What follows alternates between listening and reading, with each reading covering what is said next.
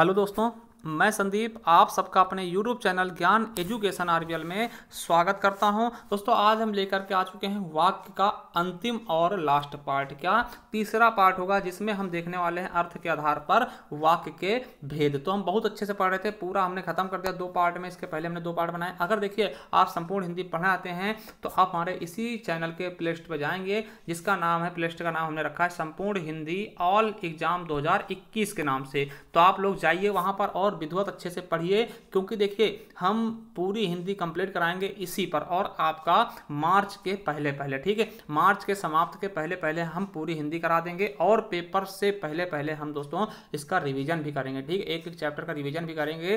तो आपको करना क्या है कि हमारे साथ बने रहें, हमारे चैनल को सब्सक्राइब कर लें, क्योंकि आने वाले वीडियो आपके लिए बहुत ही अच्छे होने वाले हैं आपके एग्जाम के लिए। तो चलिए शुरू करते हैं। आज देखिए हमने रचना के आधार पर देख लेते हैं कि 3 होते हैं, संयुक्त, मिश्र, सरल वाक्य और संयुक्त वाक्य और मिश्रित वाक्य। तो 3 हमने देख लेते थे। तो चलिए आज देखते हैं अर्थ के आधार पर। क्या अर्थ के आधार पे हम वाक्य देखते हैं। तो अगर हम बता दें आपको कि अर्थ के आधार पे कितने वाक्य होते हैं, तो अर्थ के आधार पे इनको हम 8 भेदों में बांटते हैं। कितने?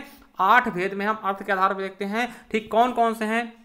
तो देखिए विधानवाचक, निषेधवाचक, आज्ञावाचक, प्रश्नवाचक, इच्छावाचक, और इच्छावाचक के बाद संदेहवाचक, है ना, और विस्मयवाचक और संकेतवाचक। तो ये 8 प्रकार के वाक्य होते हैं, जिनके बारे में हम आज एक एक करके देखने वाले हैं। तो पहला देखते हैं, क्या विधानवाचक वाक्य। क्या दोस्तों? विधानवाचक वाक्य क्या होता है, इसके बारे हम देखेंगे। फिर इसके बाद एक एक करके सबके बारे हम देखने वाले हैं। तो वाक्य पहले हम बता दें, वाक्य क्या होता है दोस्तों?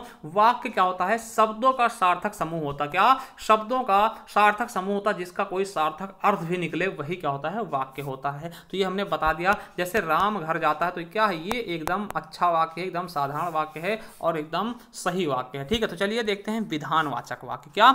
विधानवाचक वाक्य। देखिए जिस वाक्य में कार्य का होना पाया जाए वो क्या होता है? विधानवाचक वाक्य। और एकदम सिंपल होते हैं, उसमें काम क्या होगा?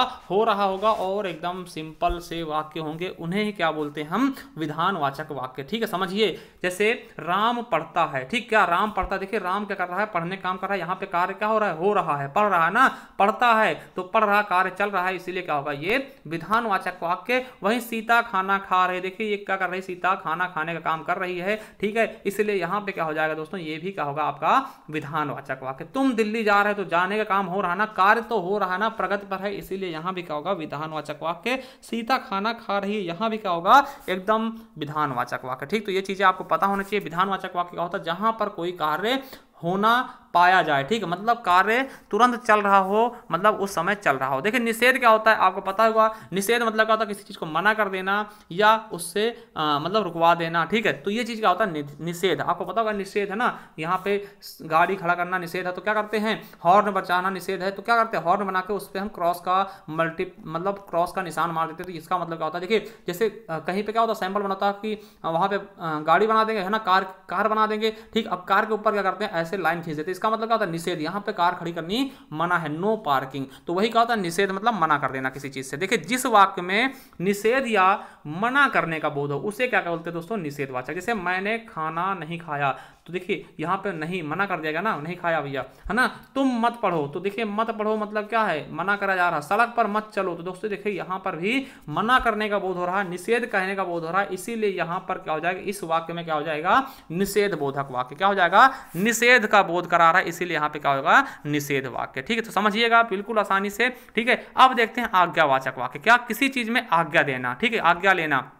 देखिए जिन वाक्यों में आज्ञा, प्रार्थना, उपदेश आदि का बोध होता है दोस्तों, वहां पर क्या होता है? आज्ञावाचक। समझिएगा, आज्ञा में प्रार्थना भी हो जाएगा, किसी से प्रार्थना करना या उपदेश देना किसी को, वो भी आज्ञा के अंतर्गत आएगा। जैसे राम बैठकर पढ़ो, तो यहाँ पे क्या हो रहा है? उसको आज्ञा दी जा रही। आज्ञा दी क्या दी गई? कि बैठकर पढ़ो भैया। ठीक है, बैठ जाओ राम और पढ़ो, आज्ञा दी जा रही ना। अब देखिए तुम यहां से चले जाओ, ये क्या है? आदेश दिया जा रहा। क्या आदेश दिया जा रहा? कि तुम यहां से चले जाओ। ठीक है, अब देखिए दरवाजा बंद कर दो, ये भी क्या है? किसी को आज्ञा दी जा रही है, भैया दरवाजा बंद कर दो। ठीक, एक गिलास पानी पिलाओ। ठीक, तो ये सब क्या है? ये सब क्या है दोस्तों? तो आपको पता होना चाहिए कौन से वाक्य हैं। तो ये आज्ञावाचक वाक्य हैं। क्या हैं? आज्ञावाचक वाक्य हैं। तो बिल्कुल अच्छे समझ गए। देखिए एकदम सिंपल है, कोई इसमें ज्यादा कठिन कुछ है नहीं। ठीक है, जैसे प्रश्नवाचक वाक्य तो बिल्कुल आसान है, या पहले से जहां पर प्रश्न पूछने का बोध हो।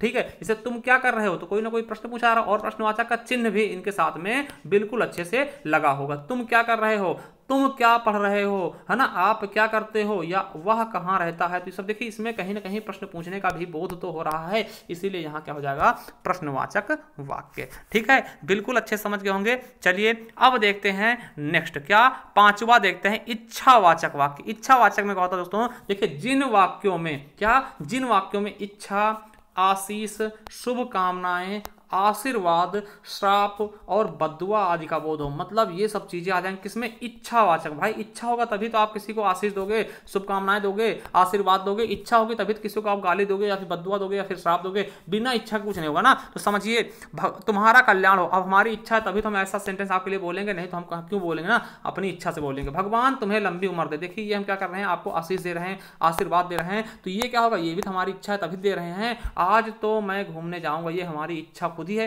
भैया मैं घूमने जाऊंगा, मेरी इच्छा करे ना। बेटा झुक झुक जियो, जैसे जाते नहीं आशीर्वाद लेते दादा से तो कहते बेटा झुक झुक जियो, तो ये क्या है, उनकी इच्छा थी तभी उन्होंने आशीर्वाद दिया, बिना इच्छा का भैया नहीं देगा कोई आशीर्वाद। ठीक है, चलिए तो ये क्या होगी, इच्छावाचक बात। संदेह क्या होता है, संदेह जिसमें संदेह हो शायद कि पता नहीं होगा या नहीं होगा, हो सकता है हो जाए, हो सकता ना हो, तो जहां पर भैया 50-50% चांस होगी, वहां पर 50-50% चांस हो, वहां पर क्या होता, संदेहवाचक वाक्य हो जाता। देखिए जहां संदेह या संभावना का भाव प्रकट हो वही क्या होता है, संदेहवाचक वाक्य। जैसे शायद कल वह आए, अब शायद कल वह आए दोस्तों, यहां पे क्या है, यहां पर पता नहीं है कि आएगा या नहीं आएगा, कोई कंफर्म की बात नहीं है, कोई कंफर्म नहीं है कि आ ही जाएगा, शायद कल वो आए, हो सकता है आ जाए, हो सकता है ना आए, तो यही क्या होता है आपका संदेहवाचक वाक्य। तो समझ गए होंगे बिल्कुल अच्छे से। ठीक है, अगला देखते हैं, हो सकता है कि कल बारिश हो। क्या हो सकता है कि कल बारिश हो, यहां पे देखिए कंफर्म नहीं है कि हो जाए, मगर हो सकता है। ठीक है, हो सकता है कि कल बारिश हो।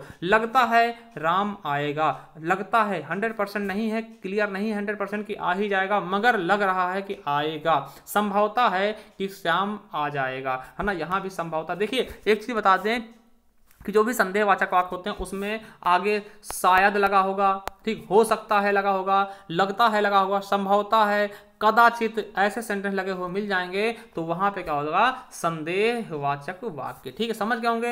वैसे भी इसमें आपको पता चल ही जाएगा कि संदेहवाचक वाक्य में कोई ना कोई एकदम कंफर्म नहीं होगा, कुछ ना कुछ संदेह जरूर होगा। ठीक, तो वही होगा संदेहवाचक वाक्य। चलिए अगला देखते हैं, और क्या है, ये आपका 7वां है, विस्मयवाचक वाक्य। देखिए इसके बारे में तो हम बहुत अच्छे से पढ़ चुके हैं, विस्मयादिबोधक वाक्य वही होता है शब्द, तो वही होता है विस्मयवाचक वाक्य। देखिए जिन वाक्यों में आश्चर्य, घृणा, क्रोध, शोक आदि का भाव प्रकट हो वही क्या होता है, विस्मयवाचक वाक्य। जैसे शाबाश बहुत अच्छा काम किया, तो यहां पर क्या है, शाबाश बहुत अच्छा काम किया, मतलब क्या है, विस्मय है दोस्तों, मतलब खुशी जाहिर की जा रही, हर्ष जाहिर की जा रही। ठीक है, इसलिए यहां पे क्या हो जाएगा, विस्मयवाचक वाक्य। समझ गए होंगे ना। छी कितना गंदा है, देखिए यहां पर क्या है, यहां भी दोस्तों विस्मय है, यहां भी क्या है, विस्मय है, छी कितना गंदा है, तो यहां पर क्या है, विस्मयवाचक वाक्य हो जाएगा। ठीक, हे राम कैसे हुआ, तो यहां पे क्या है दोस्तों, हे राम कैसे हुआ, तो यहां पर क्या होगा भैया, बहुत ज्यादा आश्चर्य हो रहा है ना, हे राम कैसे हुआ, है ना। काश मैं भी वहां होता, तो यहां भी क्या है दोस्तों, एक भावना प्रकट की जा रही है दोस्तों, काश मैं भी वहां होता, तो ये क्या है दोस्तों, विस्मयवाचक वाक्य। और इसके पहचानने की सबसे अच्छा तरीका क्या है कि यहां पर विस्मयवाचक चिन्ह आ जाता है। ठीक, तो ये भी याद रख लेंगे। तो चलिए आज का अंतिम और लास्ट पड़ाव, ठीक है, संकेतवाचक वाक्य। देखिए संकेतवाचक वाक्य क्या होते हैं, शर्त का बोध कराने वाले या जिस वाक्य में एक क्रिया का होना दूसरी क्रिया पर निर्भर हो वही क्या होते हैं, संकेतवाचक वाक्य। देखिए यदि आप पढ़ते तो पास हो जाते, देखिए जो पास होने वाली क्रिया किस पे डिपेंड थी, पढ़ने वाले पे। ठीक है, तो आप कह सकते हैं कि यह, अगर हम बात कर ले दोस्तों, तो ये मिश्रित वाक्य वाले सेंटेंस जो हमने मिश्रित वाक्य पढ़े थे उसमें वो सभी के सभी क्या होते हैं, संकेतवाचक में आ जाते हैं। ठीक है, यदि आप पढ़ते तो पास होते। देखिए पास होने की क्रिया किस पे निर्भर थी, पढ़ने पे। ठीक है, अगर वर्षा होती तो फसल भी अच्छी होती, तो यहाँ पे अगर वर्षा होती, वर्षा होने की क्रिया किस पे निर्भर है, फसल अच्छी होने पे, फसल होने की क्रिया किस पे निर्भर है, वर्षा होने पे। पिताजी आ जाते तो अच्छा होता, देखिए अच्छा कब होता, जब पिताजी आ जाते, तो अच्छे होने की क्रिया किस पे है, पिताजी पे। यदि मैं पढ़ता तो पास, यदि राम पढ़ेगा तो राम आएगा तो मैं पढ़ूंगा, देखिए राम पढ़ने की मेरी क्रिया किस पे है, तो राम पर है। तो देखिए आई होप आपको समझ में आएगा, अगर समझ में आया है तो आप हमें कमेंट बॉक्स में कमेंट कर बताना, इसका आंसर आप हमें बताना कि ये कौन सी वाक्य है। ठीक है, भगवान तुम्हें खुश रखे, हमेशा खुश रखे, ये कौन सा वाक्य है, तो इसके बारे में हमें जरूर बताना, कमेंट कर बताना। और बता दें कि आप हमारे प्ले लिस्ट पे जाएंगे तो ऐसा प्ले लिस्ट मिल जाएगा, वहां पे जाकर के आप हमारे चैनल पे जाकर के पढ़ सकते हैं। ठीक, संपूर्ण हिंदी पढ़ सकते हैं। चलिए थैंक यू, धन्यवाद। चैनल सब्सक्राइब कर ले, बेल आइकन जरूर प्रेस करें।